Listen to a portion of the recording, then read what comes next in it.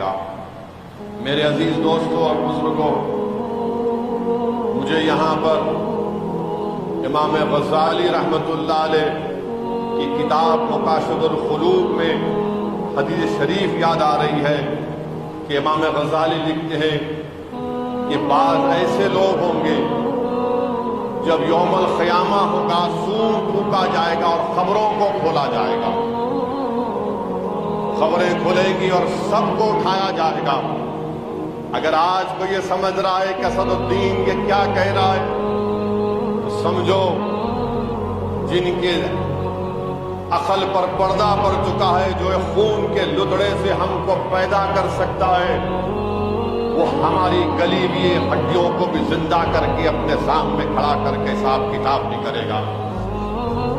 اگر کوئی یہ سمجھ رہا ہے کہ یوم القیامہ نہیں ہوگا، تم غفلت میں ہو، دھوکے میں ہو۔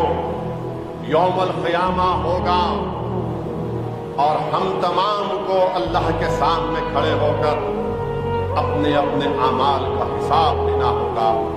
حدیث شریف میں رسول اللہ صلی اللہ علیہ وسلم نے فرمایا، امام غزالی حدیث شریف کو لکھ رہے ہیں کہ بعض ایسے لوگ ہوں گے جو خبروں سے جب اٹھیں گے تو ان کے جسموں پر اللہ پر لگائے گا، وہ اڑتے ہوئے سیدھا جنت میں چلے جائیں گے، اڑتے ہوئے سیدھا جنت میں چلے جائیں گے، اور فرشتے ان سے پوچھیں گے کہ کیا تمہارا حساب کتاب ہوا؟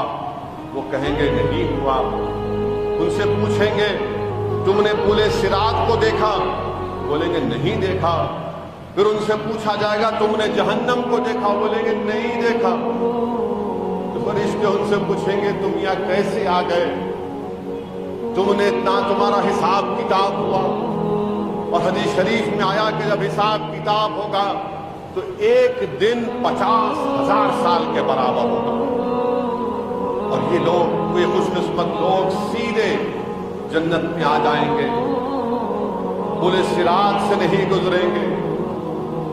جو فرشتے ان سے پوچھیں گے کیا وجہ ہے، تو وہ کہیں گے کہ ہم دنیا میں 2 کام کرتے تھے۔ وہ پوچھے پر جائے گا کہ کیا کام کرتے تھے، تو بولے ہم گناہ کھلے عام تو کرنا چھوڑو، ہم جب اپنے گھر میں اکیلے ہوتے تب بھی گناہ کے بارے میں نہیں سوچتے تھے۔ اور دوسرا یہ کہ اللہ نے ہم کو کم رزق دیا، ہم اللہ سے راضی تھے۔ اللہ نے ہم کو کم رزق دیا تو معلوم ہوا کہ جو گناہ کھل کر تو کرنا چھوڑو، وہ اپنے گھر میں بھی تنہائی میں بھی گناہ کے بارے میں نہیں سوچتے تھے، اور اللہ نے ان کو کم رزق دیا، وہ اس سے اللہ سے راضی تھے۔ اس لیے رسول اللہ صلی اللہ علیہ وسلم نے اپنے حدیث شریف میں فرمایا کہ جو اللہ کے کم رزق پر راضی ہو جاتا ہے، اللہ اس کے کم اعمال پر راضی ہو جاتا ہے۔ تو میرے عزیز دوستوں اور بزرگوں، یہ ماہ مبارک جو ہم روزہ رکھتے ہیں، روزہ ڈھال ہے، روزہ ڈھال ہے۔ حضرت موسیٰ علیہ السلام کا وہ واقعہ کہ اللہ حضرت موسیٰ سے پوچھتا ہے کہ موسیٰ تم نے میرے لیے کیا کام کیا؟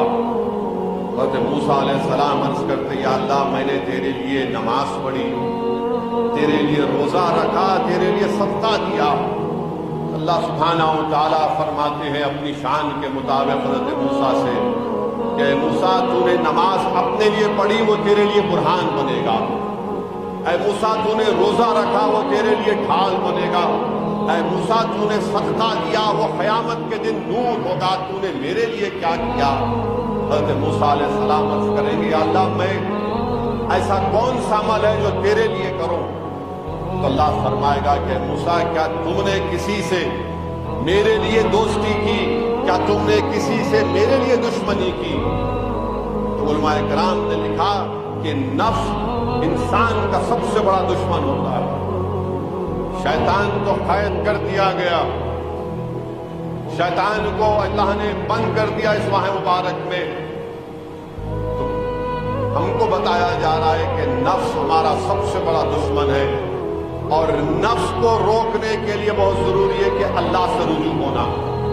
یعنی ہم روزہ تو رکھ لیے، اسی لیے فاروق اعظم نے، امام حسن بصری نے روایت کیا، فاروق اعظم نے کہا کہ نوجوان کو بلا کر کہا فاروق اعظم نے कौन फारूक आजम जिसको देखकर शैतान भाग जाता था, जिसके बारे में अल्लाह के रसूल सल्लल्लाहु अलैहि वसल्लम ने फरमाया कि अगर मेरे बाद अल्लाह किसी को नबी दिया था तो फारूक को, मगर मेरे बाद कोई नबी नहीं।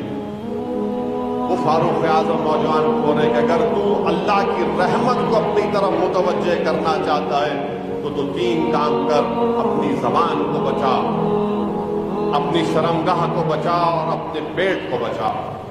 रोजे से पेट को बचा लिया, नफ्स को बचाना है तो अल्लाह से रुजू करना है, अपने आप अल्लाह से अल्लाह की रजा तलब करना है। और ये माह मुबारक में अल्लाह की रहमत हम पर बरसती है।